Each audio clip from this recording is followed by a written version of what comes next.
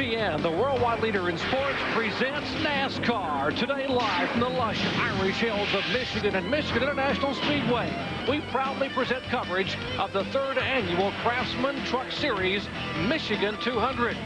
After 12 of 22 events, Ted Musgrave holds a slim 35-point lead over Mike Bliss. After his 3rd win of the year last week at New Hampshire, Terry Cook now slides in the 5th spot.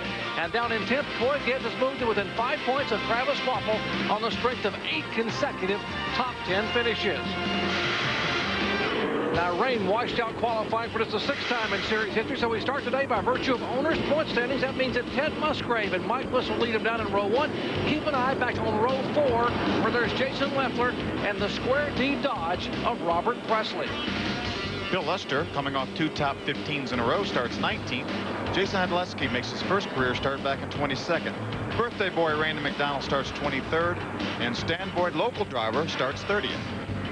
And back shotgun on the field. Good to have Wisconsin native Ryan Reffner back in the SPC Ameritech Chevrolet driving for John Conley. As we hustle toward the green flag, let's check in quickly in the pits with Amy East. Well, it's amazing to think that at Daytona, Mike Bliss wasn't even sure if the team would still be running at midpoint in the season. 3 wins, just 35 points out of the championship lead. He's not just running, he is running for a win for Chevy in Michigan. Ray? Well, Amy, you certainly don't have to remind Rick Crawford that it's been 110 races since that team has gone to victory lane. It was all the way back at Homestead in 1998. He's aware of that fact. He's also aware that they've been very close 3 or 4 times this year. But I talked to a lot of drivers in the garage today that said that 14 truck, the Circle Bar truck, is going to be the one they've got to beat today at Michigan. Doc? Thank you, guys. Take a look at Michigan International Speedway. We are hustling, by the way, toward the green flag because there is threatening weather in the area. We're at a 2-mile oval. It's 100 laps, 200 miles. The banking 18 degrees in the turns, 12 degrees in the front straightaway, and 5 on the backstretch. It's a D-shaped oval. The purse, over $537,000. The race record, of course, both races here run by the NASCAR Craftsman Truck Series have been won by Roush Racing and Greg Biffle, who set the record here back in July of 2000. Doc, you saw that pit window there, 44 to 46 laps. That could be critical here. Number one, as you mentioned, we have threatening weather, so the guys need to get to halfway. But a lot of these guys in the garage are said, hey, if we get a few caution laps, maybe we can run 50 laps. So I don't think you're going to see them do it on the first run, but the second one, they may try to stretch it. There's a look at the Square D Dodge. New colors on board this week for Bobby Hamilton Racing and Robert Presley. Square D, who sponsors the Andy Petrie efforts in Winston Cup of Bobby Hamilton. New color scheme, and the truck really stands out. We're told it'll be all black at Indianapolis Raceway Park next Friday night, right? Well, Jerry, this truck is called Angel. It's one that Joe Ruttman won with at Pikes Peak back in 1991. They're very happy with this truck, but Phil, you're talking about fuel mileage, and this is one of the trucks that said there's no way they can make it to halfway. The only truck that's told me they can go 50 laps, the 20 of Coy Good. It could be a fuel mileage race again here at Michigan. And also keep an eye on John Wood. We talked about there's the United States Navy Ford. They are watching on aircraft carriers all around the world. It's the most popular program, we're told, on their televisions in the Navy. They watch NASCAR's Craftsman Truck Series. A lot of people believe that the Navy will lead the way here today, and John Wood will pick up his very first NASCAR Craftsman Truck Series victory in Michigan. John was awful good in happy hour. It was 3rd quickest truck in happy hour, so they're very, very optimistic. Getting set for green flag racing. Glad to have you with us here at Michigan International Speedway.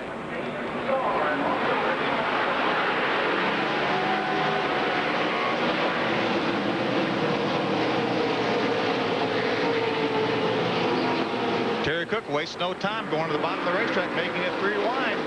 The 29 truck. Doc, you see how wide this racetrack is? These guys can run from that yellow line all the way up to within about a truck width of the wall. And that's why the fans love it. They can spread out 2 and 3, sometimes 4 wide. Here comes Presley in the Square D Dodge. There's Setzer in front of him. Side-by-side action. Leffler goes to the outside of the 75 of David Starr. Clear 46. Got one inside. Oh, near contact there. There is Presley. Jason Leffler, we were looking out from his onboard. He went 3 wide through turn 4 there. Look at Terry Cook on the bottom of the racetrack, Doc. Cook is pedaling away, coming off his 3rd win of the year. That team, the K Automotive Power Stroke Diesel Ford, on fire.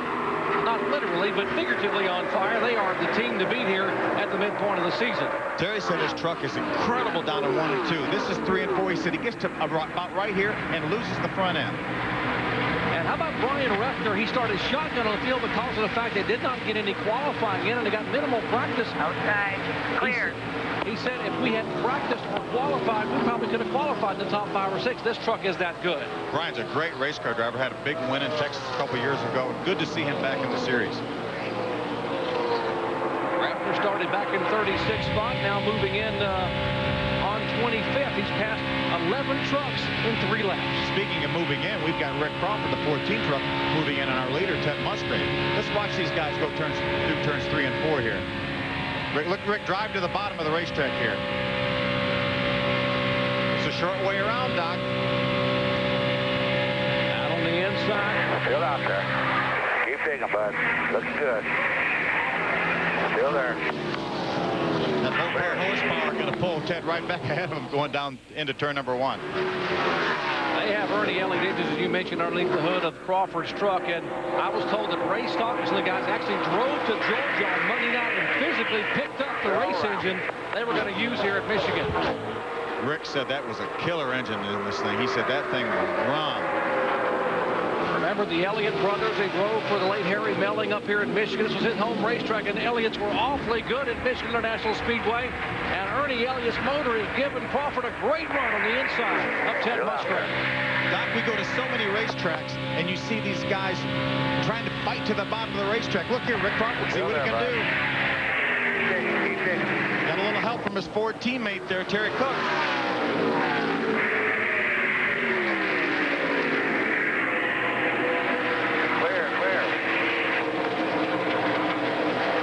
Musgrave holding on, but they're lining up behind him. We talked about the draft and how effective it is at 170.5 miles an hour.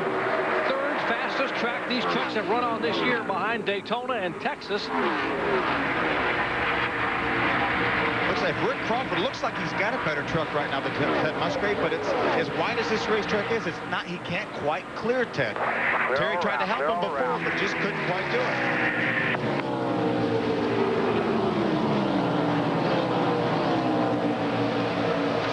Ted Musgrave, in the limited amount of practice that they had here yesterday before the rains came on intermittently, he was the quickest truck in practice and the quickest truck in an abbreviated happy hour section. So no surprise he's out there, but he has certainly got his hands full with those pair of Fords hooked up behind him to draft with Crawford in the 14 and Terry Cook in the 29. We see Robert Presley, that 18 truck, stick his nose up in there too, caught this pack. Talked to he and Danny Rollins, his crew chief, this morning. They were very optimistic. You know, Amy talked about how the Dodge, all the Dodge guys talked about they could not get the kind of fuel mileage it would take. All the Ford guys and the Chevrolet guys say that's because Dodge has so much horsepower. They have to make that horsepower, they got to use fuel. And that would be appropriate for someone else to talk about your horsepower. Absolutely. Having been a driver all those years. And they're now these guys are looks like they're changing lines. You see Crawford go high, you see Cook go low. You see these guys will experiment a lot. Say, hey, I can't make it work on the bottom. Let me move up and see what happens. Still out there. Let's see if Rick can beat him down in the corner here. And Crawford went high, went low, and now slides by on the inside of Ted Musgrave at the end of the back straightaway. Will Crawford hang on and lead here at lap number 8? He may not lead. He's got the 29 coming. He's still there.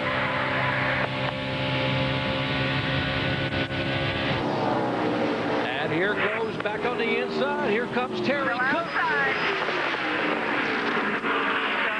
How about this race right here? 2 by 2.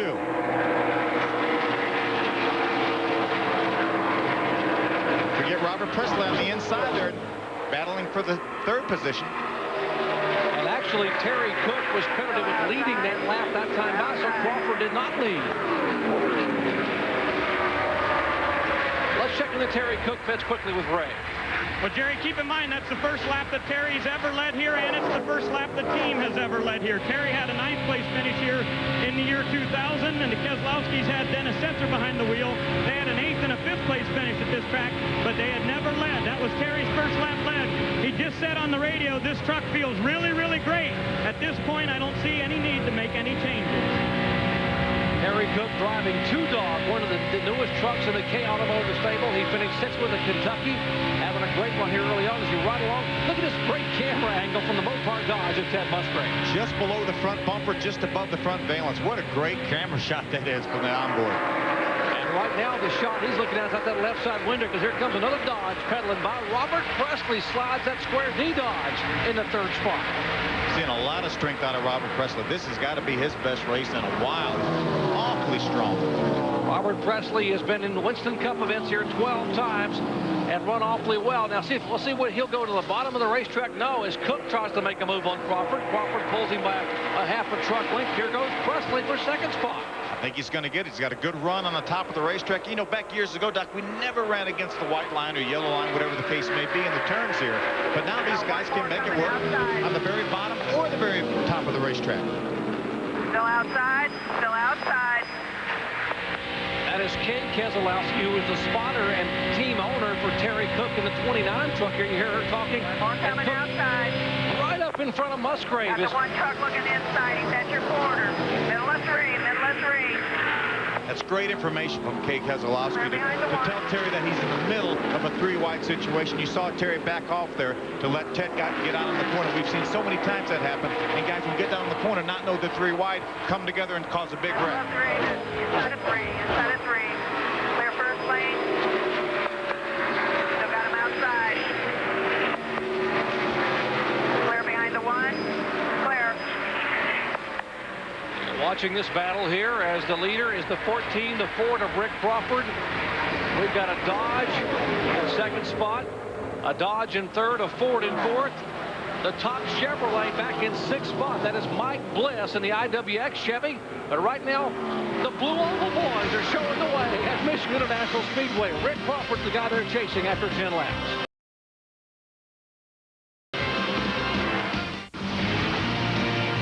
Live coverage of exciting NASCAR Craftsman Truck Series action from Michigan is being brought to you by Cox Communications, your friend in the digital age. By the 4,000 CarQuest Auto Parts stores across North America, you'll find it at CarQuest. And by Craftsman, the official tool of NASCAR and NHRA, celebrating 75 years of making anything possible. Great racing here at Michigan International Speedway. I'm Jerry Punch along with Phil Parsons, Amy Easton, Ray Dunlap. Glad to have you with us under threatening skies. We had to get this one underway very quickly. They did not have qualifying yesterday, lined up by points. As you take a look at the scramble up front, and Robert Presley presents his Square D Dodge at the point of the field. Got a Ford battle for 2nd place. Terry Cook now has also been able to get by Rick Crawford. Moves up into the 2nd position.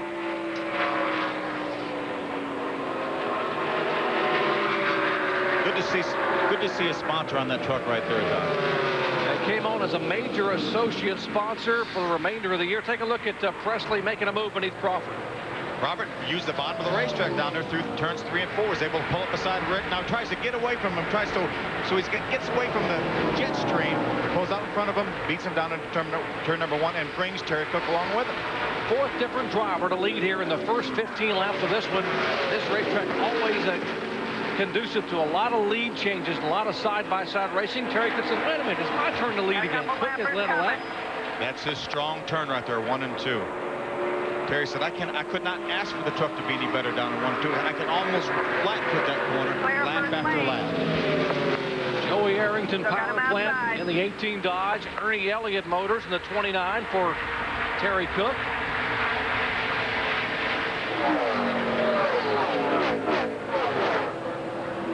Again, Terry trying to get away from him. You see Robert pull down to try to hold Terry back with air.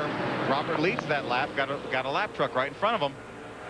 That's a 28 of Conrad Burr making his first start this year. And the Jim Rosenblum FDNY machine. How about that 2 truck at the back of that pay, right behind the 1 of Ted Musgrave? Jason Leffler's pulled him into this battle. Could you have had, as you ride along with Leffler now in Team ASC CarQuest Dodge, could you have any more of a heartbreaker than what he had in New Hampshire last week? That was incredible. We just heard from Bob Keselowski, who was the crew chief on the 29 truck that was running 2nd. We had said we have nothing for Jason Leffler, and he no more said that. Jason got caught up with a lap truck and his day was over. Lap 169 of 200. Looked to be dominating today. Had led 53 laps, and suddenly he's in the garage area. Heartbreak again for the Team ASE CarQuest team of Leffler. There the teammates are hooked up together in a draft, a 1 and 2, right side of your screen. Jim and Marlene Smith, the owners of that Ultra Motorsports duo at Musgrave, the Mopar Dodge, and Leffler behind him. You know, Doc, from the time they built this racetrack back in the late 60s, we've seen a lot of side-by-side racing at this racetrack. So many of the new racetracks, as I was talking about earlier, you know, one groove, you fight for the bottom of the racetrack, but this racetrack here has always been conducive to some great side-by-side racing. A lot of the drivers to this track is very much like California Speedway out in Fontana, where we always see outstanding NASCAR Craftsman truck action, a lot of drafting. As we have a Dodge showing the way, Ford in second spot, Ford in third. Pair of Dodges, and back to a Chevrolet. Again, the highest running Chevy is Mike Bliss in a brand new truck this weekend out of the IWX stable for Steve Coulter, Dave Hughes and company. It may sound bad that the top running Dodge is only 6th, but he's only a second from the lead right now in 6th position. And let's check in the Mike Bliss pits with Amy. Well, that brand new truck has been a little tight off all weekend until the drop of this green flag. Mike Bliss went from 2nd back to 6th as he looks inside Jason Leffler. Right now, the truck is a little bit loose. Crew Chief John Munson saying that we may anticipate putting a spring rubber in the right front. Now, we've got John Wood going underneath Bliss, Ray. Well, I mean, John Wood's pretty happy with his truck, but he did say that his chassis is a little bit loose out of turns 3 and 4. Phil, I guess I have a question for you. How much pressure is on this young driver here at this track, knowing that Greg Biffle has won both of the races here for Roush Racing? John comes in here after a lot of experience on other tracks, but none here. How much pressure is on this driver? Well, Doc, I think he probably feels a lot of pressure, and it's probably self-induced because he wants to do so well, and he does a great job, but he knows that truck has had a lot of success at this racetrack, so he wants to do well. They tested here about, I don't know, 6 weeks ago and had a pretty good test, so they were very optimistic coming into this race, and it looks like he's running well right now. John Wood coming off his best qualifying effort of the year last week at New Hampshire 7th. They didn't capitalize, had an incident on pit road, and ended up finishing on the lead lap in 11th spot. There's a look at Roush Racing in Michigan. What an effort they've had in 1999. You see Biffle. Won both of them, 99 and 2000, and his teammate Kurt Busch finished 2nd in the year 2000. They've led over 60% of the laps that have been run so far at Michigan, not counting today. John Wood said, I want to win it for a lot of reasons. He said, I'm going to Great Lakes. He's going to go to boot camp. United States Navy style coming up in a couple weeks. He's going to make some visits out to some of the aircraft carriers. He said, I'm carrying the Navy colors, and I want to do them proud and the win today. Battle for 12th spot. Here is Dennis Setzer. And a good run by the 15 truck, the Dickies Ford for Rich Bickle. Behind him, here comes the MB&A Chevrolet for Coy Gibbs. Rich came on to start driving this truck back in Memphis, and he has been in the top 15 every single race that he has run in this truck. Extremely competitive situation for Rich Bickle in that 15 Dickies truck. And how about Bill Lester? 43-40. Has picked up 4 spots. There's outside lane. The Dodge Motorsports Dodge. Lester currently 2nd in the Rebessis rookie standings, 44 points behind Brendan Gaughan. I think this is going to be Bill Lester's kind of racetrack here. He runs well at these speedways. Finished a career best 11th, I think, back in Texas, which is a high-speed racetrack. This is another high-speed racetrack, so let's watch for Bill Lester maybe to get to the top 10 today. His favorite truck, the one he finished 11th at Texas, is what he's driving now, and he is closing in on Coy Gibbs. Ray Dunlap? Well, Jerry, Coy's got a brand new chassis with him today here, and I asked him what his chances are for a victory today. He said, oh, probably about 50 to 60%. He didn't think he had anything for those guys that are running up in the top 5 right now. Now, a lot of talk in the garage area, of course, that Coy is going Busch racing next year. That certainly appears to be the path they're going to take with a new sponsor, ConAgra. But he said he really, really wants to concentrate on getting this team to victory lane. If there is a chance they're going Busch racing, he knows he needs to win a truck race. Well, he's done a great job here from toward the midpoint of the year, talking about Coy Gibbs. 8 consecutive top 10 finishes for the youngest son of Joe and Pat Gibbs. As you watch this battle here, the 14 truck sliding backwards a little bit. Crawford now back in 4th spot. He led earlier here. In fact, he led for 7 laps early in this one. Jason Leffler, you see watching from his onboard, going to stay up on the top of the racetrack right behind his teammate, right in line with his teammate. You got Rick Crawford, the 14 truck in between. Remember, Jason Leffler, the only driver who has led all 12 events thus far this year, but he has not led yet today. We've had 4 leaders: Robert Presley, Rick Crawford, Ted Musgrave, and Terry Cook, the 4 trucks that have led. Big run on Rick Crawford. Jason got coming off of turn number 4. Look how much closer he is right now to Ted Musgrave, his teammate. Had a big run off the corner. And we are still in the early laps of this one, the 3rd annual Michigan 200 NASCAR Craftsman Truck Series action coming your way when we come back in just a moment.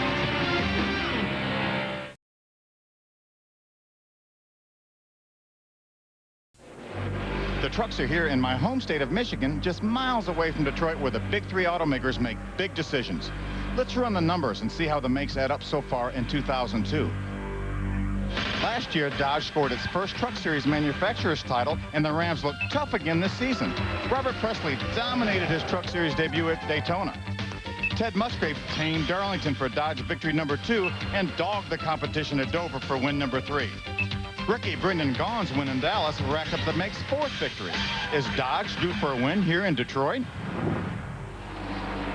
Well, Phil Parsons, thus far, your assessment, I think Dodge is dazzling him here in the first 30 laps. Well, it sure is. You know, we talked earlier about Mike Bliss being back at 6th, only a second from the lead. Robert Presley now has almost a 2-second lead on the 2nd place truck of Terry Cook. Talk about an omen. All 4 of Dodge's wins have come in cities that begin with the letter D. Daytona for Presley, Musgrave at Darlington, Musgrave at Dover, Gaughan at Dallas, and we are in Detroit. And the Dodges are doing pretty well. And that's a big square D right on the hood of that. How about that for more of an omen? Bobby Hamilton Racing Dodge for Robert Presley, who won the opener, his very first start in NASCAR Craftsman Truck Competition at Daytona to begin the year. His only win thus far. But they have really, this team has really come on in the last 4 events. 4 consecutive top 10 finishes since they made a crew chief change at Milwaukee. Yeah, they actually switched crew chiefs. Danny Rollins came over from the Ford truck of Brian Rose, and ever since he got over there, they've been in the top 10, had a good, strong 3rd place run, and I'm telling you, this may be their day.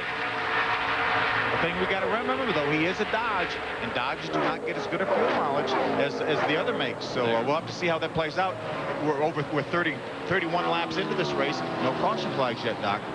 And based on, if you just joined our coverage, the fuel window here, 42 to 46 laps, maybe 45, 46 if you want to gamble, but you have to repace laps, so I'm not so sure you want to take a gamble that early. No, I think if we go green flag, I think it's going to mean everybody's going to have to pit twice. But lap 31, us and Ted are going to be in on lap 39.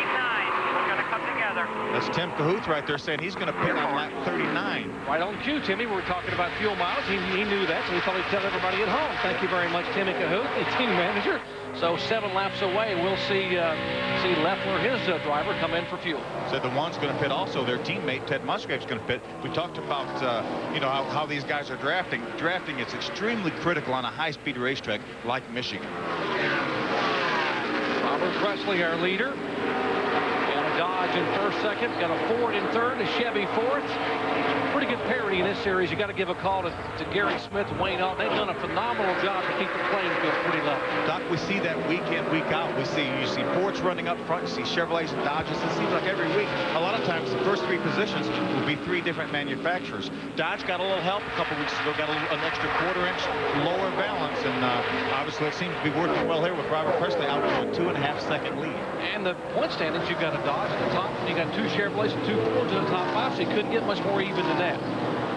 And there's a look at the manufacturer's performance. Chevrolet has the most wins, 5 to 4 for Dodge and 3 for Ford. But look at the poles, and that's Leffler, who's got 7 poles. And none of those wins, none of the 4 wins, but 7 of the poles.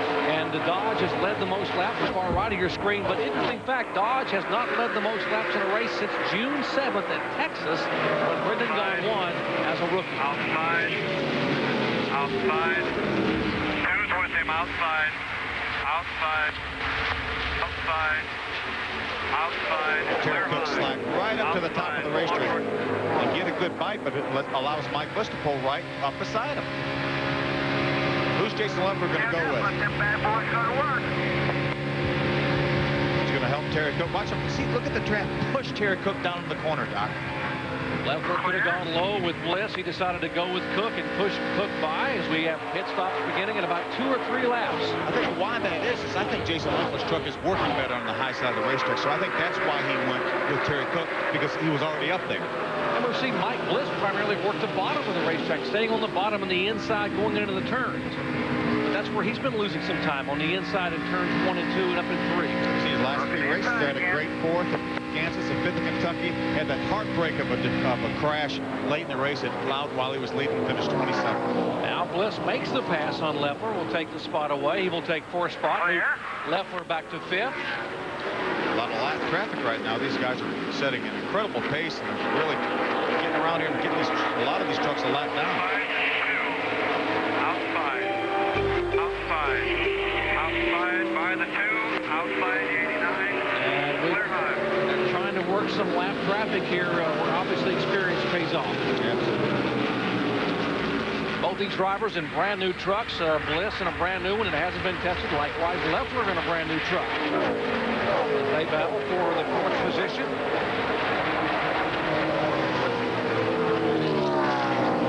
What a gaggle of trucks. Look at John Wood on the inside making it 3 wide underneath Rick Crawford. John Wood back in 7th position. Clear.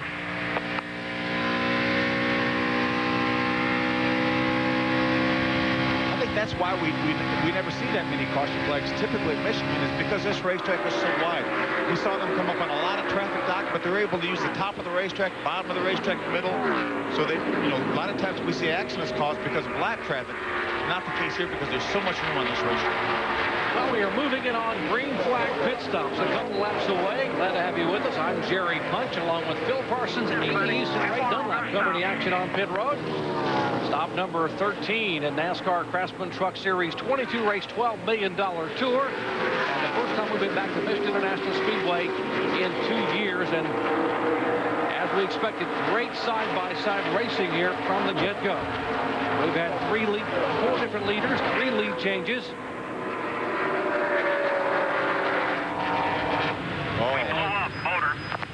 You heard Musgrave load up motor, and he was the points leader. Oh, that's going to have big ramifications when the point standings come in. And it's pretty rare that you see one of Joey Arrington's motors go up in smoke like this. But Sure it blew up? Yeah, big time. see the smoke, smoke inside the truck there. That's it. It blew up big time.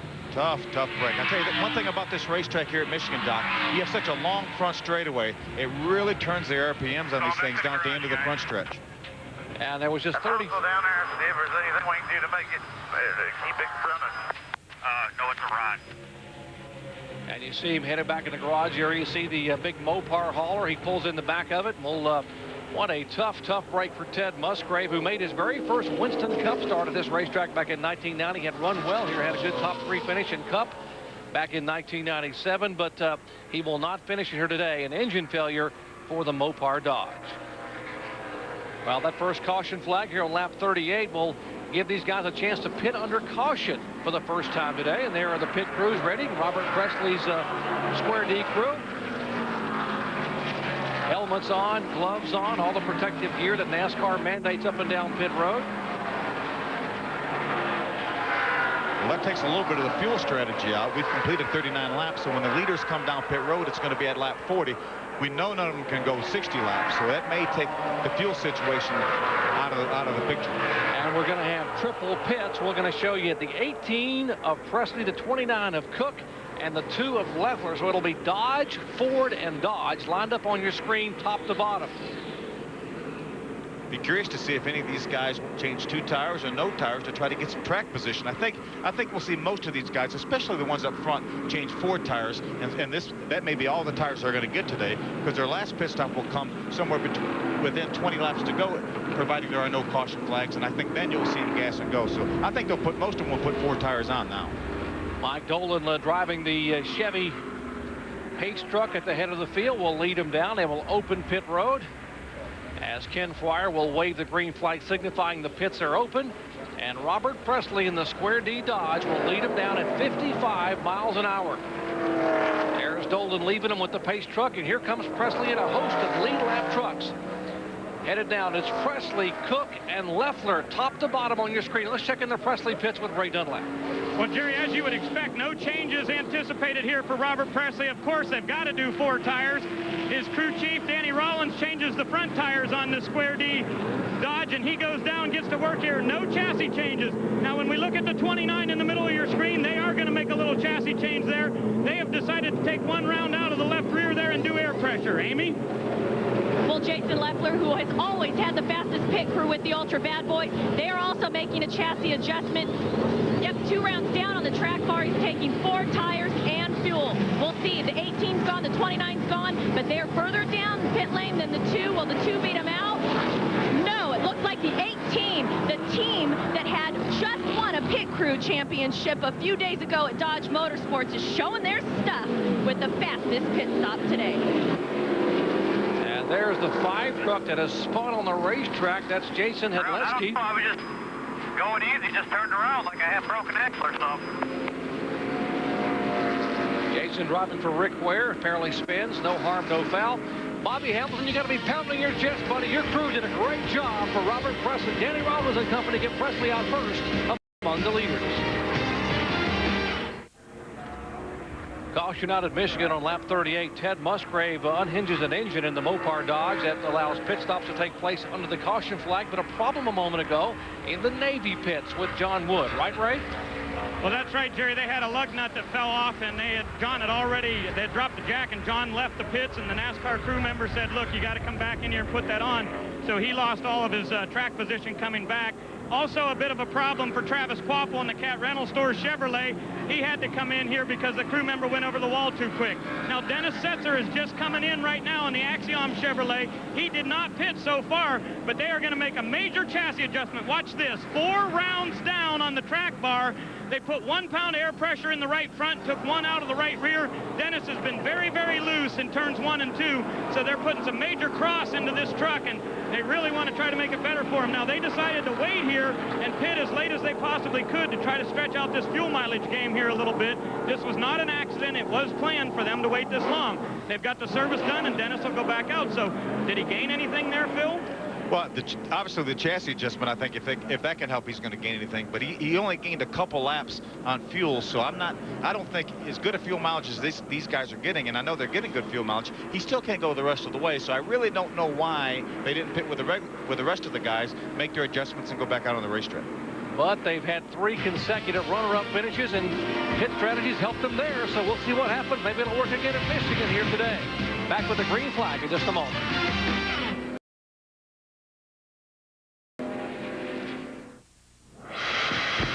There's sure to be fireworks when the Craftsman trucks head to Indianapolis Raceway Park. We'll see who survives a tricky short track where close quarters produce close racing. It's the beating and banging of the tough trucks that attract the likes of Darrell Waltrip and Andy Petrie. They'll take on the guys going for the championship, but everyone wants to win the Power Stroke Diesel 200. Coming your way next Friday night, 9 Eastern, right here on ESPN. And that should be exciting from Indianapolis Raceway Park. We've just had some exciting pit stops after the first caution of the day. Our Craftsman pit summary shows you that Robert Presley's guys did a phenomenal job. Danny Rollins and company in first, out first. Terry Cook lost 1 spot back to 3rd. Mike Bliss gained that spot up to 2nd. Jason Leffler lost 1. Rick Crawford gained 1. See, John Wood, Ray documented his trouble. He had a lug nut fall off. He had to come back in the pits, came in 6th, went all the way back to 16th. David Starr gained a spot. Travis Quapple had trouble again that Ray documented, back to 14th. Lance North pushed in 9th, and Brian Reffner, who had already got up in the top 10, came out in 12th. And back on pit road, the Axiom Chevrolet. Ray? Well, Jerry, Dennis Setzer came back in for a top off. Also did Travis Quapple in the 60. These guys thinking that maybe the weather is still going to come in. So they're all coming in here to get fuel before we go back to green flag racing. Mentioned Setzer's had 3 consecutive runner-up finishes in the last 3 outings in NASCAR's Craftsman trucks. 2nd at Kansas City, Kentucky, and New Hampshire. And the win early this year from 33rd starting spot at Martinsville. And that's why we sort of hustled to the green flag. Weather threatening in the area. Rain showers off and on early this morning, and they were able to get the Indy Racing League qualifying in, by the way. And Thomas Schechter, the 3rd pole of the year, 5th for the Infiniti engine. And coming up next Friday's Power Stroke Diesel 200 at Indianapolis Raceway Park will showcase a few guests in the field, including NASCAR legend Darrell Waltrip and longtime Winston Cup owner Andy Petrie. Now, both made truck starts at Martinsville earlier this season, but decided they might need a little extra seat time before racing under the lights next Friday at IRP. No, we're not testing for the truck race. You wouldn't even call it a test. We got some 99 Winston Cup car and an old 2000 car, and we're just driving around, just having fun, really. It's just a driver education process. Tide came on board, and sponsored the truck. And I tell you, when you see that big orange hood, that Dodge coming off turn 4, it looks like a rocket ship taking off. So I'm excited about coming here with them and give these boys a run for the money. I mean, that's what it's all about. I mean, if I didn't think I could be competitive, I wouldn't even try. But I believe I got a good team. I got a good truck. It'll take an extra effort on all of our parts to get up there and win this thing, but I believe we can do it. I like running close racing here at IRP is what it's all about. So, it'll be fun any way we do it. I'm going to beat and bang on him. You can count on that. Okay, it's coming right back at you. That should be fun. DW coming back out of retirement, celebrating 15 years of Tide's involvement in NASCAR. Be back at IRP. Andy Petrie, we're going to have Kevin Harvick and Tony Stewart coming up later in the year, so a lot of action. But one guy who's been so strong this year, well, he has struggled here back in the garage area, is Ted Musgrave. Well, Doc, that's because they blew up. And Ted, any indication that it was going to happen? None. That's very uncharacteristic for the Mopar Dodge. It's the first time we've ever had motor trouble in a race. So, I mean, if you look at the odds, that's very, very good odds. But it's just unfortunate. We had a truck that I think we could caught it, Robert, and had a good run. But there's nothing we can do. The guys worked as hard as they could, and that's the way it goes. This one blew up big, didn't it? Oh, yeah, very big. It's no fixing this one. Okay, now next week we go to IRP, and you're running the Brickyard. Big week coming up. Yeah, hopefully I got my bad luck out of my way. But yeah, IRP, we got a pretty good truck. I like that. And also we'll make a little stint at the big Brickyard. Hopefully I can get back with the wheel of Winston Cup car and make that show. Okay, good luck. That's Ted Musgrave out of the race today. Guys, does anybody want to win this championship this year? Wow, the points are just so very close. As we get the green flag here on lap 47, it will come out and click it off, and Robert Presley will lead him down. By the way, strategy possibly by Dennis Setzer by staying out and coming in the top off. He did get credited with leading a lap, and that's 5 bonus points. 5 points, which could be very, very big come the end of the year. So not as you mentioned, they've had 3 second-place finishes in a row, so they know what they're doing. Setzer is 6th overall in the standings, and the way these points are, anything can happen. 5 points could be 3 positions in the NASCAR Craftsman Truck Series. Well, threatening skies. These guys know that there is rain in the area and scattered showers all around, so they are scrambling toward the halfway point. We are just 3 laps away from the midpoint of this one at Michigan International Speedway. Got sunshine on the racetrack down in turns 3 and 4. It's a little bit cloudy in 1 and 2. So this racetrack is so big, you can have really different weather in one than you do the other. There's 3 or 4 wide racing, too, down the front stretch. Outstanding action there. You see Setzer going by. There's Carlos Contreras in the Hot Wheels Dodge. See the Navy Ford of John Wood in the middle of that group. The 27 is there. Likewise, that's Doug Keller. Good battle right there for the 6th position. The 5th position, David Starr on the inside of Mike Bliss. Looking for that first win in NASCAR Craftsman Truck Action. Starr, the same truck he qualified on the outside front row at Texas. In the back of the pack after an engine change to finish 3rd there in this one for Spears Manufacturing. Wayne and Connie Spears.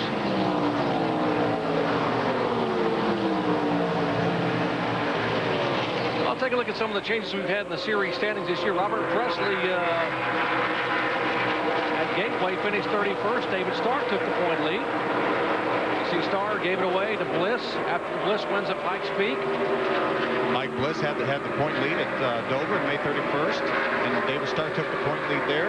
David Starr had the point lead in Milwaukee. Ted Musgrave took it there, and we're going to have another point change here by virtue of Ted Musgrave having his trouble. And the points as of right now will be Mike Bliss atop the standings. Bliss, Starr, Musgrave, Crawford, and Cook, and Musgrave will continue to filter on down by virtue of the fact that he is out of it here. If he just joined our coverage, lap 38, Ted Musgrave. After leading 6 laps, the engine comes apart, and Musgrave will be credited probably with finishing 31st or 32nd. There's still 1 truck behind the wall and may be able to get some laps. Let's check in the David Starr pit with Amy. Well, David started this race off in the 3rd position, and by lap 5, he was all the way back to 9th. It was a result of what Phil Parsons was telling us earlier. This track has several different grooves, several lines to choose from. David simply couldn't choose one. And when he did, he lost the draft, any drafting partners, and was kind of out there all on his own. So they were very happy to see the caution so that they could indeed get back in this race with Mike Bliss now drafting up behind him. He is up to 6th position. So he's not out of it yet, but all those decisions at the beginning is what made him drop back so far. Battle for third spot shaping up. Crawford on the inside. You're riding with Jason Leffler, as it'll be Dodge and Ford. And looks like Dodge will take the spot. Clear, all clear. Attaboy. We've completed 50 laps now, Doc. That means when they come by this time, that will be 51 laps in an official race in the event we get some bad weather. Be smooth, all you got to do. Eddie Thrapp, spotter for Jason Leffler. Trying to explain to the young man it'd be very, very smooth here, and Leffler's truck getting better and better. It is Dodge, Ford, and Chevrolet in the top 5 here. As Robert Presley continuing to lead. Presley has led twice for 35 laps with Square D Dodge, getting it done here at Michigan. Back with more in just a moment.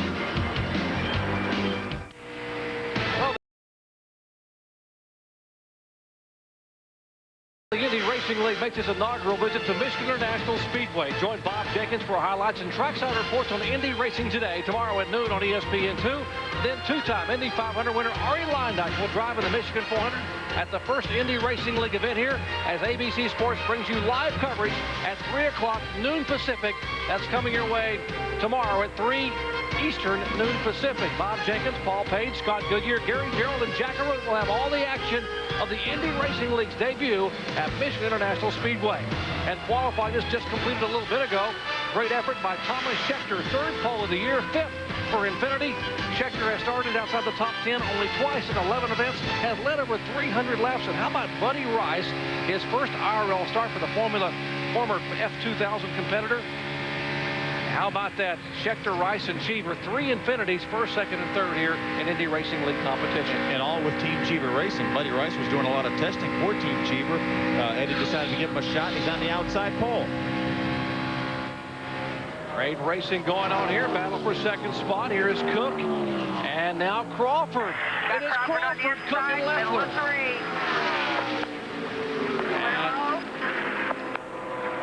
And you hear Kay Keselowski and... Oh, see that little wiggle by Rick Crawford. He couldn't keep it on the bottom of the racetrack.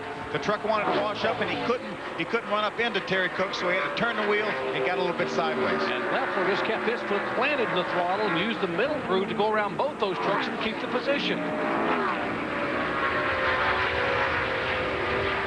Jason Leffler has run 2 Winston Cup events here, ran both in the spring and fall of last year, driving for Chip Ganassi, finished 19th in the spring, 24th in the fall. After qualifying 11th, ran up front most of the day.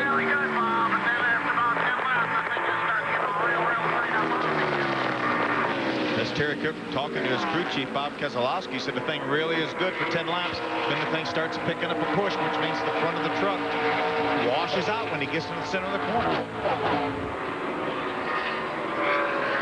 Trying to show you where some of your favorite drivers. How about the Express Personnel Services Chevy? Great run for Oklahoma City driver Lance North. Same truck that he drove at Daytona, towed, and he's right now up in the 7th position. And we got a caution. Yeah. Caution is waving in the racetrack debris up in turn 4, and that will bring out the caution flag for the 2nd time today. Not what Robert Presley wanted to see, because he had pulled away to about a 1.5 second advantage over Leffler. 4, 3. Doc, we've completed 58 laps. That means when they come back by, when the pits will be open, it'll be lap 59, 41 to go. All these guys, I think, are going to come in the pits and top them off. Let the track down, push the car back. And there's some debris up in turn 3. That's the reason for the caution flag, and that will allow some competitors to breathe a sigh of relief. It means you don't have to make this final stop under the green. You can come down now, top it off, and you should be fine on fuel. Now it's just a matter of getting it done on the racetrack. I think all these guys, even the Dodge teams that maybe don't get as good a fuel mileage as everybody else, will be able to make it all the way. And right in front of our leader, Robert Presley. Did he hit anything? There comes some debris out beneath the 28 truck. saw it flying around there. I'm not sure if he hit it or just maybe the air from his truck just made it flip up in the air. But he'll come down pit road, I'm sure, this time, and everyone, I think everyone will have enough fuel to get to the end of the race. Well, that was Conrad Burr, the China Grove, North Carolina driver in the 28, driving for Jim Rosenblum. Aubrey Hillig and company on and off pit road. That will bring out caution for the second time here on lap 58. And here they come, just like Phil Parsons said, 55 miles an hour. Here comes Presley, Leffler, Cook, Crawford and company. They're headed to you, Ray Dunlap. Well, Jerry, these guys are afraid to make any changes to this 18 truck, so they've said, well, we'll just put 4 tires on it. That's what everybody else is doing, so they're going to do that. Danny Rollins goes across. He changes the front tires. Dale Newcomb is on the rears. Mark Hackett is the jack man on this number 18 Square D truck, and these guys been pretty smooth, doing a lot of practicing. No problem on the right side. Amy?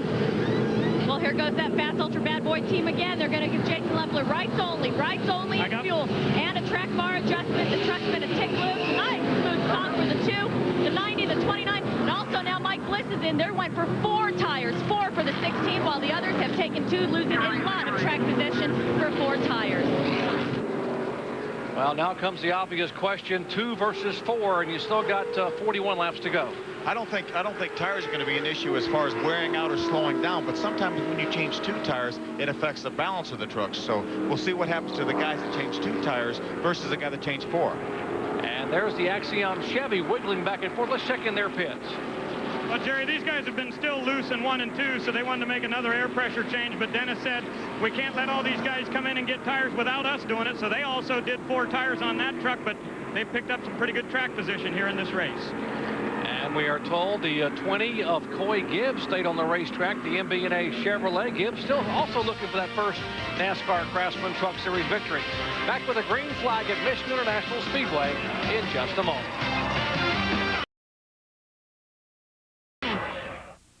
Well, RPM is here at the Michigan International Speedway. They'll have all your motorsports news tomorrow on ESPN2. Whit Watson hosts RPM today at 11:30 a.m. tomorrow. He'll be back tomorrow night at 10 o'clock to wrap up all today's action. And don't forget, weeknights on ESPN2, 6:30 Eastern, when John Kernan hosts RPM tonight. For more, log on to ESPN.com. And take a look at our Craftsman pit summary. Good crowd on hand here watching NASCAR Craftsman Truck Series. Robert Presley on this page, the only one of these drivers to take on 4 tires. Dropped him back to 10th position. You saw a lot of guys gas only. And Jason Leffler lost 3 positions. He put tires on. Rick Crawford lost 3 positions, put tires on. David Starr, fuel only, went from 5th to 2nd. Mike Bliss took 2 tires. There's Lance Norrie gaining spots in the 90. Refner likewise losing 3 spots. Matt Craft in a push in the Menards machine and the Portengate. And the MB&A Chevrolet race stayed on the racetrack. Coy Gibbs. Well, Jerry, they're really just rolling the dice here on the 20. Basically, they've looked off at turn 4 here at Michigan and saw this big gray cloud coming in, and their crew chief, Doug Hewitt, said, let's just roll the dice here, guys. Maybe we'll take the lead here. If the rain comes in, we may have just won a race. So they decided they didn't need any tires or fuel. They stayed out with the big gamble. Well, 8 consecutive top 10 finishes. Coy Gibbs getting better and better, and maybe strategy could get him a win here at Michigan. The green flag when we return.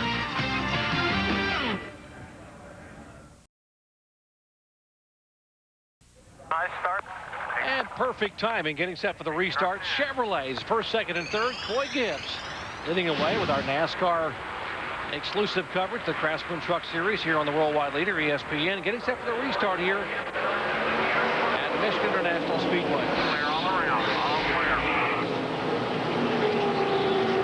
We haven't talked about Lance Norrie. He only put fuel in that pit stop too and got out in the 3rd position. But he was running 7th before the caution flag came out, so he's having a great run. And let's check in the 90s pits with Amy.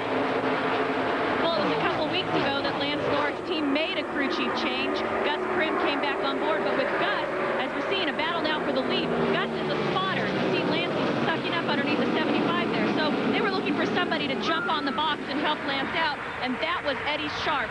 Lance is now falling back to 4th, but they still feel confident they made the right call for gas only. Eddie Sharp, former driver in ASA Busch in NASCAR Craftsman Trucks. Watch him 3 wide here. Terry Cook is the meat and dead sandwich with Norrie on the inside, Leffler up high. There comes the 50 truck. We haven't mentioned John Wood had fuel only, so that got him up in the top 10 with a good pit stop. He's in 7th spot as we watch Crawford now make a move in the 14. Get out there. All right, back on the inside. Here's spotter telling me clear now. That when he hollered like that, it meant get in now.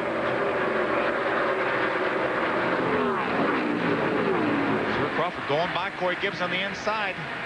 Rick's got fresh tires. And here goes Leffler on the high side. There's not going to be a lot of room before he falls back in behind Gibbs. And Gibbs right on the bumper of Crawford. It is Ford, Chevy, Dodge, and Ford in second, third, fourth, and fifth. They are chasing the Chevy of David Starr. And here goes Crawford. Good run, got a good draft off David Starr. Rick on the inside of the race. Look at Terry Cook making it 3 wide below Coy Gibbs. Let's go now. Bring it up. These guys know that Robert Presley has been so strong. He's lurking back in about the 6th position. If Rick Crawford can get some clear racetrack and put some distance between him and Robert Presley, he may have a shot to beat him. And there's Leffler's shot out the left side window, looking at the Power Stroke Diesel Ford. Battle for the 4th position right there. And take a look. Here comes Presley. 3 wide on the bottom of the racetrack. 29. Clear.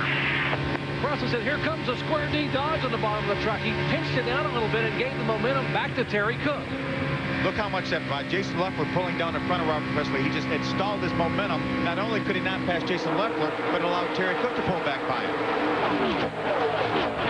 33 laps to go in Michigan. Don't go anywhere, folks. 3 wide back here for position. That's Brian Refner in the 7 truck. Dennis Setzer is there. Bliss is there. Portengay is there in the Roto-Rooter Chevrolet. How about Travis Quaffle in the Cat Rental Chevy? All these trucks racing for position with the exception of the green truck, the 89 of Stan Boyd. All these trucks racing for position. That is 11th, 12th, 13th, 14th, and 15th. Now they are 3 wide. Here's Bliss on the bottom of the racetrack. Here's Portengay coming with Bliss. Portengay going to help push Mike Bliss by these guys. Brian Refner hangs in there in the middle of that sandwich. Steve Portengay said this track reminds me of California, where I ran so well, finished 4th in my Winston West car a year ago. I've never been to Michigan, but I'm going to drive it like California. And obviously, he's driving it pretty darn well. A great job, still in the lead lap right now, fighting with Dennis Setzer for the 13th position, 12th position. Great job by the Roto-Rooter Chevy driver, Portengay, still on the inside of Setzer. You see Bliss flash by. How about the 7 truck? Great effort by Brian Refner in only his 2nd start this year, driving for John Connor. By virtue of starting by points, this truck only ran once this year, so they started all the way back at the tail end of the field and now well up right near the top 10. And Rich Bickle on the inside, that 15 truck, the yellow and red truck, making it 3 wide. We've said 3 wide more today, Doc, than we have had all year, I think. Look at the conga line all the way across the racetrack as Crawford is leading, but here comes Robert Presley. Presley now takes the 2nd spot away from Leffler and now sets his sights on the rear of that Ford, the Circle Bar machine of Crawford. Rick looks out, he looks in his rearview mirror out of the back of his truck, and he sees a big square D, and that's a bad sign for right now. Bill, this reminds me of some of the races early on at Daytona or Talladega where drafting was so critical.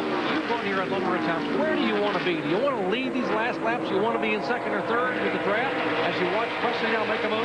I think you want to be leading, Doc, especially as strong as Robert Presley is. I think that's where he wants. I think Robert thinks if he can get out front that he can put a little distance between him and the guys behind him, and I think he probably can. Still there. He's still there. And he's pedaling hard, Ray Dunlap, but he still hangs on the 2nd spot. Let's check in the Presley pits.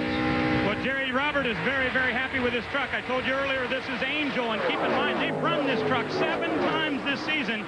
He finished 7th with it at Kansas City and 3rd at Kentucky. But here he goes right now, Robert Presley out front, and he said, guys, we got a truck to win today. But what about that 18? Excuse me, the 14, Amy? Oh, they think they've got the truck to win today, too, Ray. The 14 of Rick Crawford on his pit stop took right side tires, and they made a track bar adjustment. This is the CB4 truck that was brand new at Texas, almost won it at Kansas, and leads every time it's out. Right now in a side-by-side battle with Jason Leffler, Rick Crawford feels confident this may be his day. And as you said, Amy, Crawford's truck had led 163 laps with 3 events coming in. This was the one he had the heartbreak with at Kansas City, led 127 of 167 laps. Rick took a look down on the bottom side of Robert Presley when we went down to turn 1 and 2 the last lap. Was not able to make the pass that allowed Jason Leffler to get by on the outside. And Rick's been hung on the bottom of the racetrack ever since. And now watch the train go by on the outside.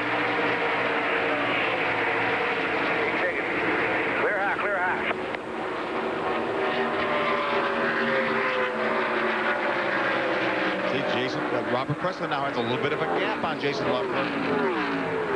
Right on the bottom of the racetrack. Well, less than 30 laps to go. It's hard to even take a break or take a breath here. We're going to take a quick break and come back. This should be some kind of shootout, NASCAR Craftsman Truck Series style in Michigan.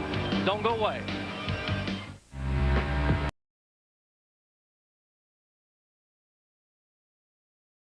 Two of the world's best anglers compete for a $200,000 top prize in the most prestigious title in professional bass fishing. The Citgo Bassmasters Classic is the championship event of the Bassmasters Tournament Trail. Catch it tonight at 7 o'clock on ESPN. For more, log on to ESPN.com.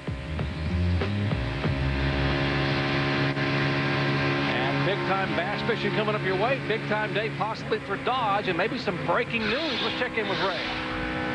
Well, Jerry, there's a lot of rumor down here in the garage area talking about Dodge's future next year in the Busch Grand National Division. What team will it be if there's a factory-back group? Well, it appears it will be Ultra Motorsports, and they will be the guys running Dodge's factory Busch Grand National team. One driver that's certainly in that mix will be Jason Leffler. Now, he's running second today. Keep in mind, he's finished second 3 times this year, but yet to go to victory lane. But Leffler could be the lead candidate for the Dodge next year in Busch Grand National, so that leaves the big question. What happens with Jim Smith's Ultra Truck team? Well, I talked to Jim right before the race came. He said he really believes they'll be back here in trucks next year.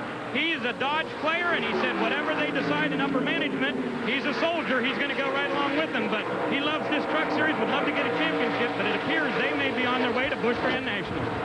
And Ray, I talked to Timmy who's the team manager. Timmy said, I want to stay here in the NASCAR Craftsman Truck Series with Jim Smith's Dodges. I hope we should have 2 Dodges back here. We probably will have a Dodge in the NASCAR Busch Grand National Series. So as you watch this battle shaping up for 3rd spot, Chevy and Ford. How about Travis Kvapil? After the disappointment they've had the past month or so, it's good to see the Cat Reynolds Chevy running so well. Talked to Rick Wren last night after happy hour and this morning, and he said our truck was so bad they changed so many things Travis could not get a good feel for the truck. It was real loose. And I'm telling you, his truck has gotten better and better and better as this race has progressed. And he's now up in the 3rd position. He drove by Terry Cook on the outside with a strong move. Sophomore slump. Take a look. He's got a win this year. And win coming at Memphis, Tennessee. Laps led. Races led. A lot of expectations coming into the season. And I heard him earlier in the week telling Ray Dunlap that this truck that they're driving, Ray, has a very, very special name. Tell us about the name of this truck they brought here. Pretty humorous to Michigan. Well, Doc, they decided to call this truck 401K. The reason is they've had it for a long, long time. Every year they dump a whole lot of money into it, and so far they haven't gotten any great results from it.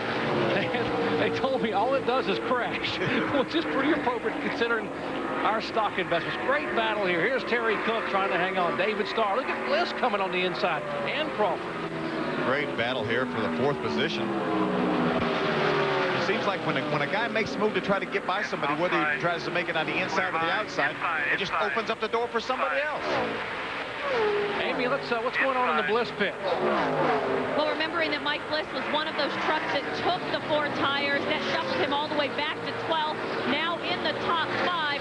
Their theory on the 4 tires was just what you had said, Phil. When some of these other trucks that took the 2 tires upsets the balance of their truck, our truck will be handling well. They said, we'll give up the position now in order to be in position within 10 laps to go for another win. They're remembering also the NASCAR Winston Cup race back here in June was won on a 4-tire stop when some of the other teams had taken 2. Well, 20 laps to go here, and it looks like when you have the kind of truck Robert Presley has, you don't have those many days, but you certainly got to enjoy it as you watch Bliss here trying to make a move inside of Crawford. So Presley is the leader, by the way, and left for a second. Then comes Kvapil, Cook, and Starr in the top 5. This battle you're watching here, the 90 and the 50, they are battling for 9th position, as Lance Norrick has just gone by John Wood to take the spot away. Terrific run for Lance Norrick. He's had 3 top 10 finishes this year, and looks like he's headed towards another one. And how about Portengay? Steve Portengay finished 16th in New Hampshire, his 4th consecutive top 20 last week. Ivan Roto-Rooter improved to 20th in the point standings. The first time he's been in the top 20 this year. We're talking about the 39 of Portengay. He's really turned that program around, Doc. He struggled early in the season, but look at there, Mike Bliss getting by Rick Crawford. For the 6th position, here comes Coy. I think, you know, we talked about the strategy. They had to stay out in case it rained, but it's getting down to it now. Unless they can go 55 laps, which is how many laps they will have to go from the last time they pitted, he's going to have to make another pit stop, and that's going to be very, very bad. And it's really going to kill his finishing position. Well, I think they probably got to make the stop in the next 5 to 7 laps. They pitted on lap 45 or so, so I can't imagine they can go 55 laps. As you look at David Starr, Terry Cook trying to carry Starr all the way to the bottom of the racetrack, and Starr backs out a little bit, and that gives Cook the advantage.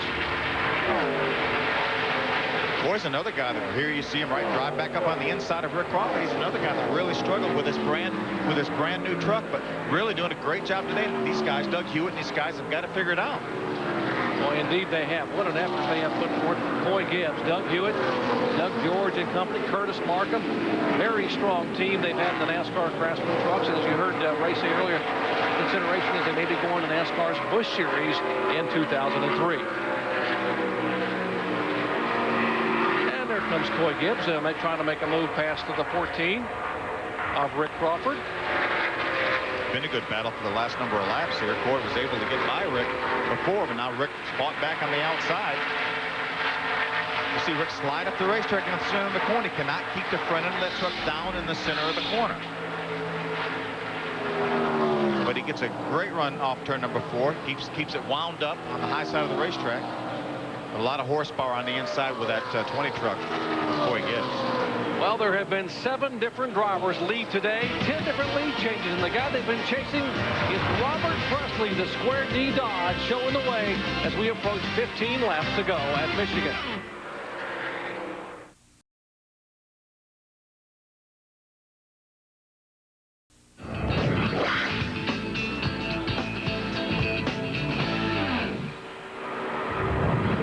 Some happy birthday wishes to his wife Mary, and get well to his dad, and a hello to Mom. That's Robert Presley's truck driver, and that team will be headed up to Pocono to do some testing, I think, tomorrow, Ray. So he's going to miss his wife's birthday. Nice way to say happy birthday to his wife, huh, Ray?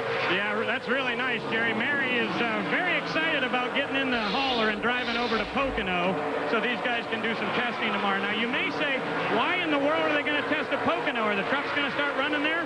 No, that is not on the schedule, but these guys want to do some aerodynamic testing on this number 18, so they felt like with the long straightaway at Pocono, they can learn something over there. So they're going to go over and do some testing, and apparently they got that aero program figured out pretty good the way they've been running today. Ray, I hope they don't do much testing tomorrow at Pocono. I think they're going to be busy with some other stuff. Yeah, you're right, Bill. On Monday. Oh, okay. So he's going to drive there tomorrow, and that's Mary's birthday. Okay. All right, thank you. Speaking of which, Bill Elliott, another great qualifying effort up there for the Winston Cup team of Ray Evernham. I guess 2 poles in a row for Elliott at New Hampshire at Pocono. So, yeah, the different guys are working on the aero package for Daytona. A lot of speculation about the 2003 schedule, by the way, going back to Daytona. Maybe Chicagoland. We're here in Bristol Motor Speedway, maybe Talladega. Lots of speculation. It's purely speculation. Kevin Triplett, as we speak, probably dialing the phone in Daytona, working on that schedule, working diligently to get it put together. But it should be an exciting one next year for 2003 for ESPN and NASCAR's Craftsman Truck Series. Jason Leffler currently running second, which is, where Jason's been a lot of the years. We had 3 second-place finishes, and again, that heartbreak last week where he looked like he was headed towards victory. But here comes Travis Kvapil. What a great run by this truck. As much as they struggled this week, Rick Wren and Travis and all the guys got their heads together and have this truck figured out, and really are doing a great job today. I mean, when you get down like it, they had a 10th place at Milwaukee. After the win at Memphis, they had a 10th at Milwaukee, 25th at Kansas City, 16th at Kentucky. They rebounded with a top 10 at New Hampshire, and they just kept their chin up, I guess, Phil. They kept their chin up and had a pretty good truck and wanted to bring the 401K here and make it work for them finally. They may have a little bit of a dividend with 401K here today if they can get to the finish. This is the truck they ran at Daytona. They saved the roll bars and the frame rails from that incident in the final laps of Daytona this year, so that's all they had left. But they put some skin on it. Now maybe it is paying off a little bit for them. It'll probably be the only 401K that pays off here lately. Guarantee you mine aren't. 10 to go at Michigan. I'm Jerry Punch along with Phil Parsons, Amy East, and Ray Dunlap. There is Mike Bliss in the IWX machine for Steve Coulter. 3-time winner this year in NASCAR Craftsman truck action. Bliss being shown in 4th spot.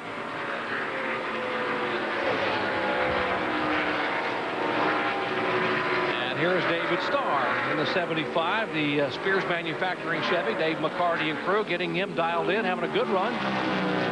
Hoping to be able to come home with a top 5 finish. Equaled his best finish of the year last week. Starr did at New Hampshire, had a great 3rd place run. We know David's going to be in the top 10 unless he has trouble. Unless he has trouble, he's only been out of the top 10 in 1 race this entire season. And they got to be smiling, or maybe they're just keeping their fingers crossed in the Presley pits. How about it, Bray? Well, Jerry, 6 of the last 7 races have been top 10s for these guys. Danny, you come in 2 pit stops today, no changes to that truck.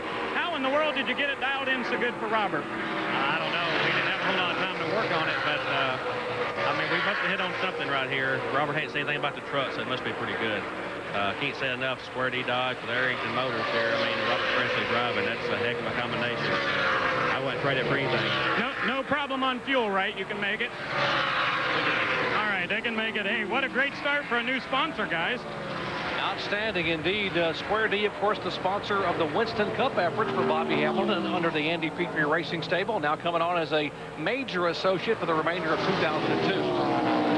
Boy, that battle continues between Coy Gibbs and Rick Crawford. Now, we're expecting Coy Gibbs to pit here. We don't think there's any way he can run 55 laps, but he's only got 8 laps to go. Now, he uses his dad, Joe Gibbs, racing engines for the Mark Cronquist builds for Tony Stewart and Bobby Labonte.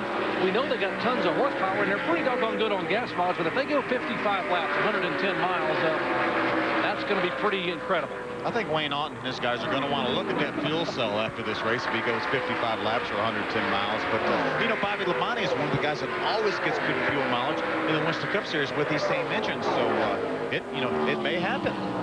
It may happen, and Gibbs right now holding on to 7th spot with 7 laps to go. Of course, he's not helping himself by leading this pack right now. He needs to be in between these guys where he can back off the throttle a little bit, save a little bit of fuel. But, you know, he's a race car driver. He's out there. He doesn't want to ride behind anybody because he doesn't want to give that position up. So we'll see what happens. He's got 7 laps to go.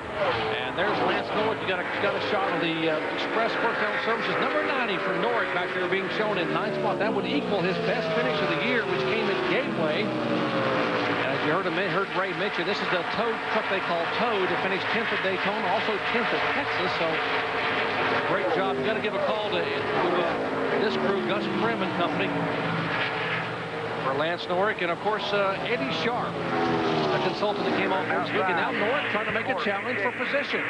Rick Crawford pulled down to the inside of the racetrack. I'm not sure if he's having a problem or something, but and Lance just drove by on the outside. Look at John Wood get a good run on Rick Crawford coming through turn number 2. John Wood currently being shown in 10th spot. He has 6 top 10 finishes this year.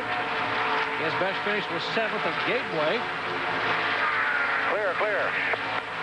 Rick able to stay right up with Lance now. Lost that position on the last lap, but able to stay. You look, it looks like he loses the front end coming off the corner here.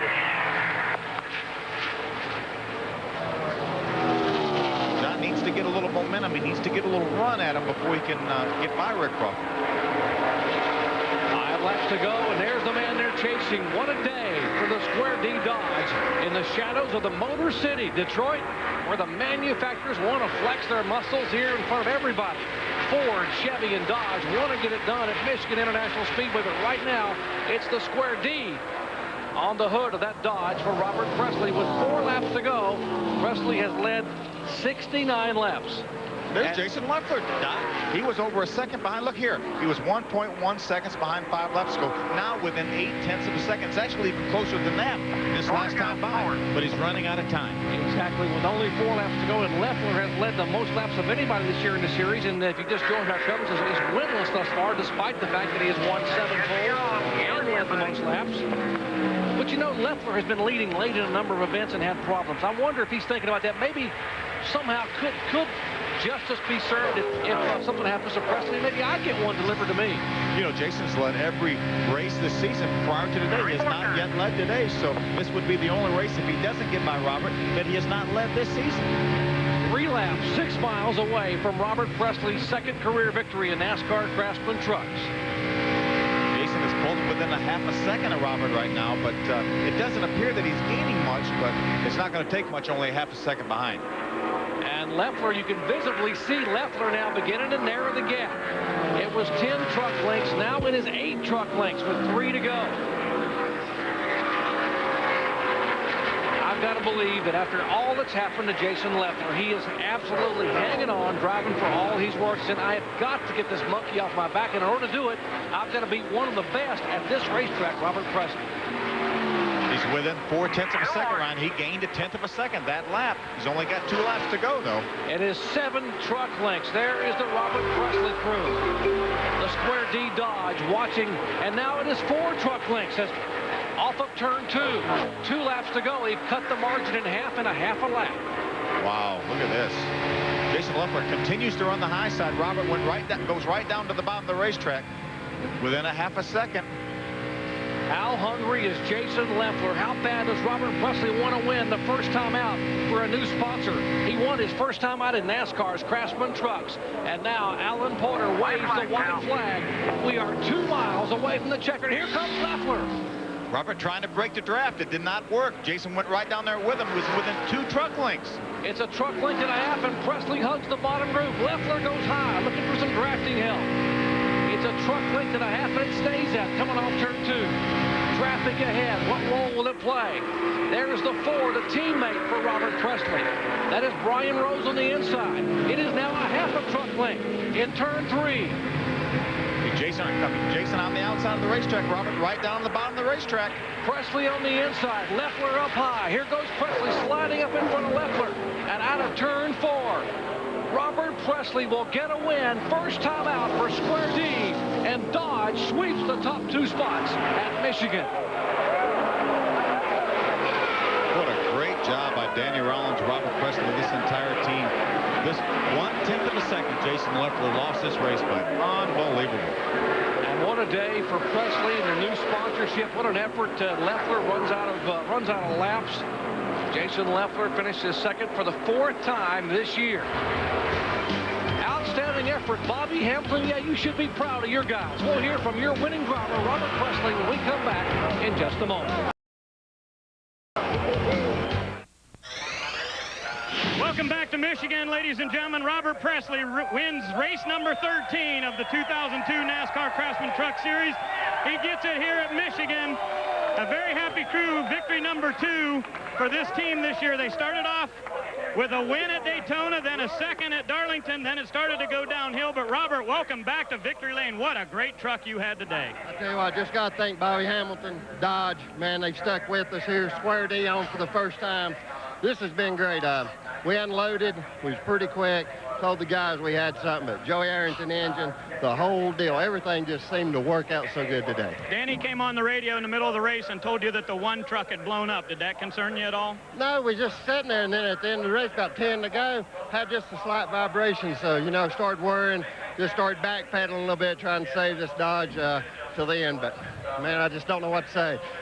We thought we was going to win a few more of these, but I think we're on track now. Okay, now you talked at the beginning of the year you might be able to get 10 victories. Is there any possibility of that? Now, be honest. I don't remember saying 10. I wish we could win 10, but this team's capable of it. We just got to get everything in the right place. Just got to make everything work. And for the last 4 weeks since Danny Rollins come on, everything's been great. And Bill Lester, his teammate, comes in here to give him congratulations. These guys are on a roll. Robert Pressley with his 2nd victory of the season. Now let's check in with Amy. Well, I'm here with Jason. Jason, you made it very exciting there at the end. Did you think you had anything for Robert? Maybe a few more laps you could have got the win? He got hung up a little bit in lap traffic. That helped us. But got to thank everybody, Team ASC, CarQuest, and everybody at Ultra Motorsports. Jim Smith back here gives me an awesome truck. And, you know, it was 100 laps. And, you know, that's the distance of the race. It was 101 maybe. But Robert and all those guys did an awesome job. And got to thank Arrington Engine. Good day for them. Good day for Dodge. All right. And Jason made it very exciting for us there at the end, guys. And take a look at our results. Robert Pressley led 3 times for 74 laps. There were 10 lead changes among 7 different drivers. You see that Pressley led the most laps. The yellow arrows indicating lap leaders: Starr, Cook, Gibbs, Crawford, Setzer. How about Coy Gibbs running 55 laps, 110 miles to finish 7th in the MB&A Chevrolet? Incredible. Great run for Lance Nork in 8th. Terrific job. Matt Crafton finishing on the lead lap in 16th spot. Great run for the Menard Chevrolet. There are the trucks a lap down: Contreras and Brendan Gaughan. And our final finishers, Michael Dokken, You see Frog Hall, Phil Bonneville, Ted Musgrave, who was our points leader, loses an engine early on and finishes 32nd. And watch the celebration in the Square D pits. Back with more in a moment. And back in Michigan, after 13 events, Mike Bliss is our new points leader. David Starr moves to second spot. Ted Musgrave actually falls back 2 spots to third. Terry Cook gains a spot up to fourth. Rick Crawford back to fifth. Jason Leffler up to sixth. Robert Presley moves up to seventh spot. Dennis Setzer loses 2 spots back to eighth. And you got Travis Poppel and Coy Gibbs in ninth and 10th. And Ray is standing by with our new points leader. Well, Jerry, with a 4th place finish and a point lead, I'd have thought there'd been a big smile on Mike Bliss's face, but you're not very happy, are you? Well, I'm happy that we finished top 5. We just had a better truck than what we finished. I feel like we were too loose at the start, and we took us 15 laps to get going. We had a really good truck at the end, and we track position. We just got back too far when we took 4 tires. With 3 victories this year, you're not getting greedy, are you? No, I am not getting greedy, but everybody wants to win, and this is a big track for us to win. You know, all the manufacturers are here, and we want to do it for Chevy. Okay, that's Mike Bliss, and there was one guy got a penalty on pit road, but came out smelling pretty good, and he's standing by with Amy. Well, and that's our favorite cheesehead, Travis Quappel. All of a sudden, we're looking at the top 5, and boom, you're third. What was that all about? I don't know. I tell you what, it was pretty cool. We didn't really want to take tires that last time, but we knew the truck needed a big adjustment, so we took tires, and I think we finally found what the truck needed on that last pit stop. You know, we were able to run just as fast as the leaders, tick better, and we got up to third, and the truck started just to get a little bit too tight. I mean, I tried all I could, use the lap cars for a draft. Never could suck up to the 2 leaders, but we fought it all weekend long and finally found out what it needed on the last pit stop. So, you know, we'll definitely put this in the notes, and we'll come back here next year. So a little satisfaction now that you guys found out what 401k wants, getting something out of it. Finally, it's paying a little bit of dividends. I know Mike's going to be pretty pleased. He stuck a lot of money in this truck over the last few years, and Cat Rental Store team did a good job. It's a beautiful looking race truck. We finally got it to pay off some dividends, I guess. Okay, you guys, they found something, but I have a feeling they're not going to tell us what it is, because he was just that good. And we got more NASCAR Craftsman truck action coming your way. Next 2 weeks, we go to Indianapolis Raceway Park next Friday night, August 2nd, 9 Eastern Time. Andy Petrie comes on board. DW comes back with a Tide Ride. And August 10th, we go to Nashville, Tennessee for live coverage at 9 Eastern. Back with more from Michigan in a moment. And the hat dance continues down in Victory Lane as Robert Presley and his family celebrate his 2nd win of the year. Down there here in the Michigan 200 for NASCAR Craftsman Truck Series. Let's check in with Ray. He's caught up with our 5th place finisher. Well, Jerry, pretty good day for David Starr, but David, on that last pit stop, you guys decided not to put on tires just to get fuel. Was that the right choice? Well, you know, looking back on it, Dave McCarty made the call, the crew chief, and it was a good call because we led some laps, got some bonus points in this points race. It's such a tight race in the NASCAR Craftsman Truck Series right now, and we were decent before we came in, so we just chose to take on fuel, get back out there for track position, and we led some laps. But as the race continued and the laps were dropping off, the tires were dropping off really bad. We kept losing grip, and I was telling Dave on the radio, we should have took on some tires, you know. He said, just keep hammering away, and we got everything we could. Just, you know, another top 10 finish. 5th place, come up a little short, but the number 75 Spirit Chevrolet was pretty decent today, and we'll take it. You've been ripping off a lot of top 10s here, and now you're 2nd in the points, but as you look in the schedule with races coming up, where's your best chance to win? When are we going to see this 75 truck in Victory Lane? Well, IRP's next week, so hopefully we can get it done there in Indy. If not, we'll go on to Nashville, and hey, maybe the Texas Motor Speedway, who knows, but every weekend, week out, this number 75 Chevrolet is up to the front. We just need to try to click off a win here pretty soon. We keep going after it, and Dave McCarty and the crew, they've been doing a great job. Just glad to be part of the number 75 Spirit Chevrolet team. Okay, good luck. That's David Starr, another top 5 finish here at Michigan.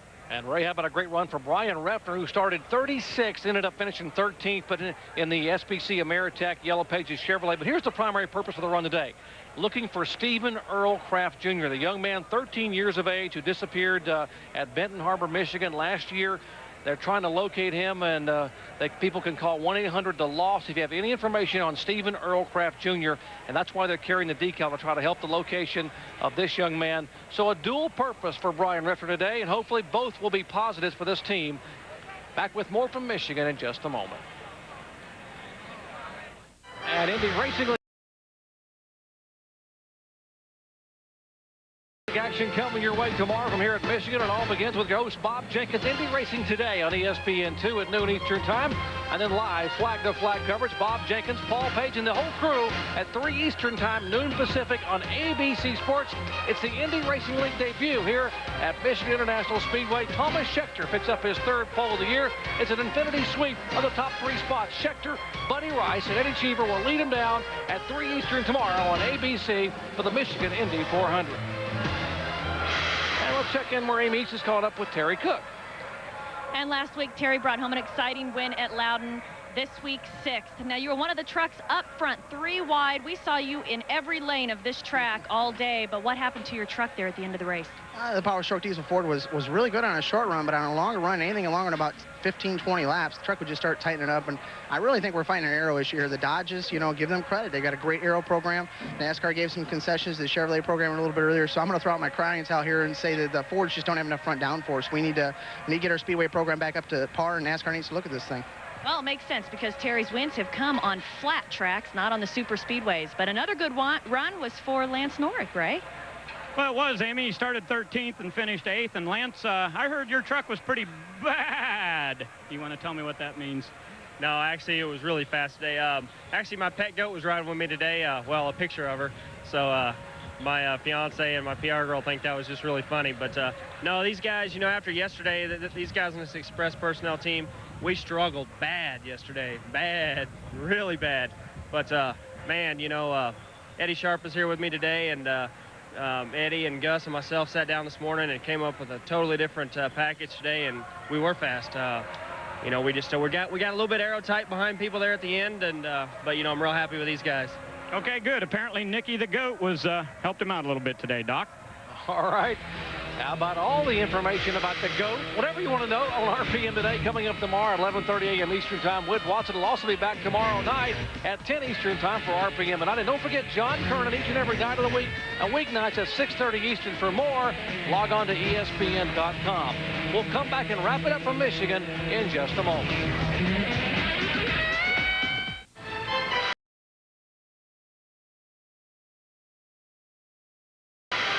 At Michigan, how about some International Race of Champions action? The True Value IROC 26 Round 4 coming your way Sunday, August 11th on ABC Sports. It is the final round for the True Value International Race of Champions. Kevin Harvick is the points leader last time out. How about Buddy Lazier, who dominated today at Chicagoland Speedway? Kevin Harvick, the points leader. Look at Tony Stewart, Bobby Labonte, a tie with Labonte and Lazier. Sam Hornish back there in 6th spot. The finale coming your way from Indianapolis Motor Speedway. Live, it's actually flag-to-flag coverage coming your way August 11th on ABC. Now let's go down to Amy, who's caught up with Coy Gibbs, the gas miser. Oh, he sure is. Coy, did you just want to keep going out there and never stop for fuel or what? How long can you guys go? It is like fuel mileage. Tracks are always to your advantage. We would have had them there. And Mark Conquest and Jared Egger do a great job with their motor program. We would have had them if we would have gone green. You know, we could have gone the distance and no one else out there could have, I don't think. Maybe one other truck. So, yeah, I was kind of disappointed that caution came out, but we had a pretty good run for, our truck wasn't great, but we ran the MB&A Chevrolet up front after all. What do you think about your season so far, Coy? You guys have really turned it around here lately, posting top 5s, top 10s every race. Yeah, I'm just kicking myself for those first 5 races. If we could get those out of the way, I think we'd be up there in points. So, you know, we're just going to keep on digging and see if we can win one. And you're leaving us next year and going to run a Busch car? I don't know yet. We've been talking, you know, both. We ran a couple Busch races this year with the ConAgra sponsorship, so, you know, that's an exciting deal, too, but I love running the Truck Series. All right, well, we love having him in the Truck Series, and one of our truck favorites is going to be doing some double duty next week, Ray. Oh, and Amy, that'd be John Wood. He's very excited about next week. You get to go Busch racing and truck racing, but first of all, tell me about today. How did it go, top 10? Well, it wasn't really what we expected. We, you know, this being the hometown track for the Roush team, we kind of want to run a little better. I don't really know what happened to the truck at the end. We were right there with all the guys at the beginning until the first pit stop, but we're just doing what we could to keep this U.S. Navy Ford up front. I guess I better look next week at IRP. I'll be running the Busch race, and so we'll just see what happens. You excited about that? Oh, yeah, I'm all pumped up. But like I said, I just got my fingers crossed because it's going to be different. Okay, that's John Wood. Comes home 10th today here at MIS. And he'll be subbing for Jeff Burton in the Gain Ford NASCAR Busch Series event next Saturday night. But Robert Presley was the man today at Michigan. Back in a moment.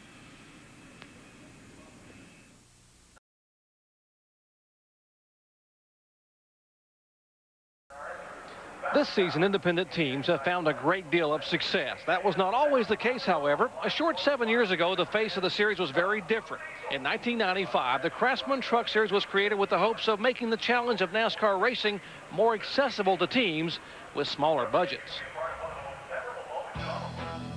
To give the series instant credibility and recognize names, Winston Cup-back teams stacked the early NASCAR Craftsman Truck Series fields. In the first 2 years of competition, trucks owned by Richard Childress, Dale Earnhardt, and Rick Hendrick won 32 of the first 44 races. The somewhat lopsided competition slowly began to change as the Big Three gradually withdrew from the series and opened the door for independent teams. In 2002, those teams have shed their underdog status and now assume the role of contender every week. In their minds, what has changed to allow them to rise to championship form? To be honest with you, I think the Truck Series is a little more competitive now. The so-called independent teams, so to speak, have caught up a lot to where the factory or the Big Three teams were in the past. It just took us a little more time. I mean, they had their knowledge filtering down, and we had to gain our knowledge. But we've worked really hard to provide a strong effort on the racetrack. You see some of the teams that just started out in the Truck Series that hadn't been Cup racing or Busch racing really coming on and getting their sea legs underneath them.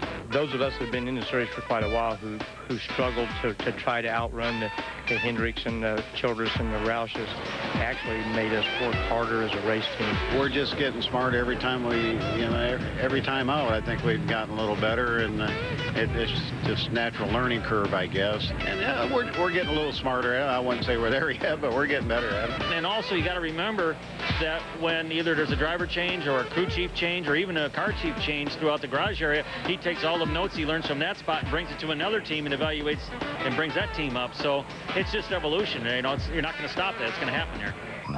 With newfound confidence, are these teams finally ready and able to capture a NASCAR Craftsman Truck Series championship? I think if it does, it might be the biggest upset ever. First of all, you have to have a lot of luck. Second of all, you have to have a lot of good equipment. And thirdly, you got to have experience. I think the competition now is down to driver, team, pit crew, strategy, instead of just somebody dominating. All of a sudden, we have David Starr, we have Rick Crawford, you have all these other guys coming up that, weren't maybe top-notch at the time. All of a sudden, man, they're right on top of the board now this year. So the competition hasn't changed. It's still tough here. We like being the underdog, and we've surprised a lot of people with what we've done this year. But we haven't surprised ourselves, but we've surprised other people. And Mike Bliss is our current points leader, so we have independent teams first and second. Mike Bliss in the IWX effort for Steve Coulter. And how about the David Starr efforts for Wayne and Connie Spears, second in points? The top two are independent teams. Back in just a moment.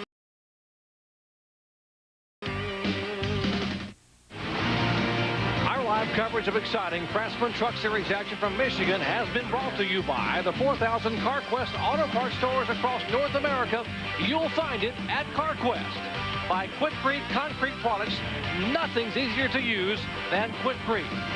And by Chevy Trucks, the most dependable, longest-lasting trucks on the road. Let's check in for final thoughts in the pits. First, here's Ray Dunlap.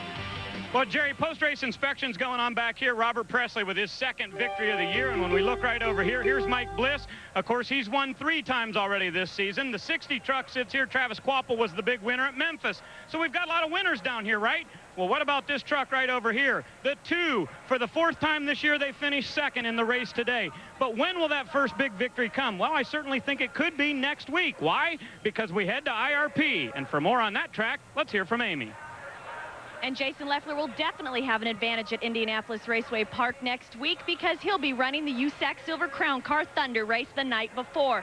But let's not forget, always 3-ride racing. We had Sprague, Ruttman, and Cook doing it last year. We could see 3-wide again at the Power Stroke Diesel 200. Thanks, guys. Phil Parsons, it should be an exciting one next Friday night at Indianapolis Raceway Park. Doc, it's always exciting at IRP. Well, for Phil Parsons, Ray Dunlap, and Amy Yeast, I'm Jerry Punch. Once again, congratulating Robert Presley on a great day for Dodge at Michigan International Speedway. Remember, join us next Friday night, 9 p.m. Eastern Time, under the lights at Indianapolis Raceway Park for the Power Stroke Diesel 200. Coming up next, the North American International Auto Show from Detroit. This has been a presentation of ESPN, the worldwide leader in sports. For more, log on to ESPN.com. So long, everyone, from Michigan.